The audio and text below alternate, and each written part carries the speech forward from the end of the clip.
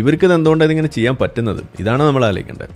അത് ഇവിടുത്തെ ഒരു വലിയ പൊതുസമൂഹം ഇതിനോട് എതിർപ്പ് പ്രകടിപ്പിക്കുകയോ അതല്ലെങ്കിൽ അവിടെ അവർ സെക്യുലറായിട്ടും ഡെമോക്രാറ്റിക്കായിട്ടും നിലനിന്നുകൊണ്ട് ഒരുക്കുന്ന ഒരു സോഷ്യൽ പ്രഷറുണ്ട്. ആ പ്രഷറിലാണ് സത്യത്തിൽ ഇവർക്ക് ഇത് ചെയ്യാൻ കഴിയുന്നത്. ഇതൊരു ഇസ്ലാമിക സമൂഹമായിരുന്നു എന്നുണ്ടെങ്കിൽ ഇവർക്കിത് ചെയ്യാൻ കഴിയില്ല.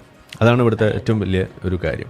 ഇപ്പോൾ ഒരു സിമ്പിളായിട്ട് പറഞ്ഞു, ഇപ്പോൾ ഈ ചിത്രത്തിൽ അവരുടെ ആ തലമുടി ഇച്ചിരി കാണിക്കുന്നു, ഇങ്ങനെയാണ് ആ ഫോട്ടോ ഇട്ടിരിക്കുന്നത്. ഇത് മതി ഇറാനിൽ നിങ്ങൾ ജീവിക്കുമ്പോൾ നിങ്ങൾ മുഖത്തേക്ക് ആസിഡ് വലിച്ചെറിയാനോ അല്ലെങ്കിൽ നിങ്ങൾ മഹ്സ അമീനിയുടെ തലമണ്ടയ്ക്ക് അടി കിട്ടിയത് കാണാനോ ഒക്കെ ഉള്ള ആ ഒരു അവസരമായിട്ടാണ് അത് മാറുക.